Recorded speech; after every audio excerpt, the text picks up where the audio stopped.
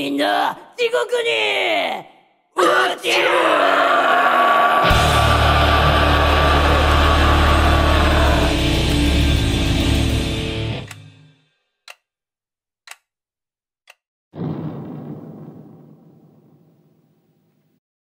Le 27 mai 2020, la police de Sasaki, près de Nagano, a reçu un appel au 119 signalant des coups de feu dans une maison du voisinage vers 23h30. Arrivés sur place, les forces de l'ordre y trouvèrent 3 personnes allongées sur le sol présentant de graves blessures à la tête, visiblement causées par des armes à feu, corroborant les témoignages des voisins parlant de détonation.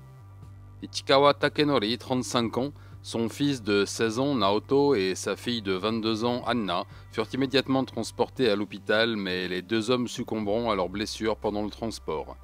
Opérée en urgence, la jeune femme décédera quelques heures plus tard.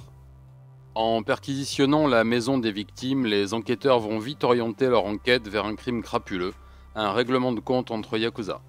En effet, outre les étuis de 9 mm retrouvés sur place, 2 armes de poing ainsi que de fortes sommes d'argent furent retrouvées au domicile des Ichikawa.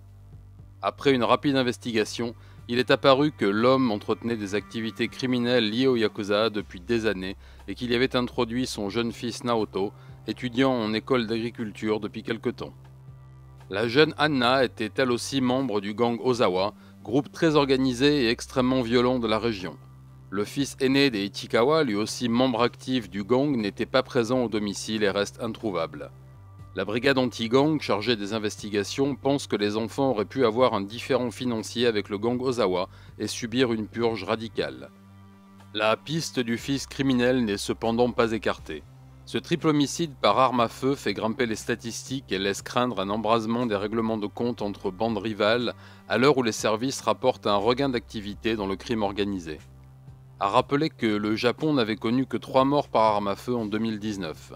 Ce drame rappelle aussi, si besoin était, que les Yakuza n'ont rien d'une organisation cool ou romantique et assassinent chaque année des dizaines de personnes, souvent des innocents, femmes ou enfants de débiteurs. Affaire à suivre.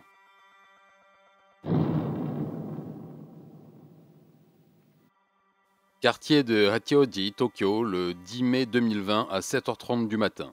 Un jeune employé de Love Hotel, ces endroits où l'on vient à 2 pour passer quelques heures, vient taper à la porte d'un couple, arrivé la veille, et n'ayant toujours pas libéré la chambre.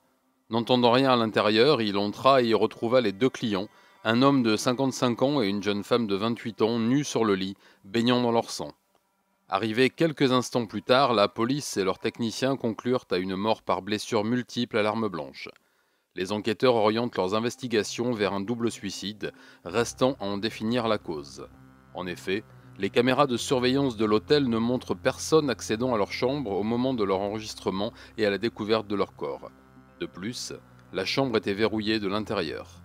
Reste à établir le lien qui unissait cet homme d'affaires aisé et marié de 55 ans et cette jeune femme.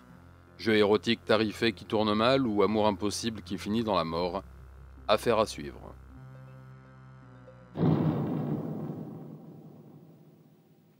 Nous sommes de plus en plus nombreux sur la chaîne et je vous en remercie. Le live première du dossier 7 de Satsujin sur Uematsu Satoshi a été une vraie réussite et je vais renouveler l'expérience. C'était très agréable de discuter avec vous tous. Le nouveau t-shirt Satsujin a également reçu un très bon accueil, alors encore merci à tous. Et merci aussi, beaucoup de merci aux tipeurs et utipeurs de plus en plus nombreux. Grâce à vous, la chaîne se développe et mon envie de sortir plus de vidéos reste au top.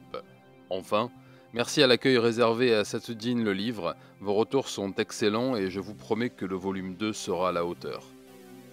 Enfin, je vous propose d'aller découvrir les vidéos de mon éditeur Camion Noir, présenté par Nicolas Castello, le directeur de collection, et qui traite et présente les ouvrages du catalogue, dont le mien. Une émission entièrement consacrée à Satsujin arrive d'ailleurs sans tarder. Matane.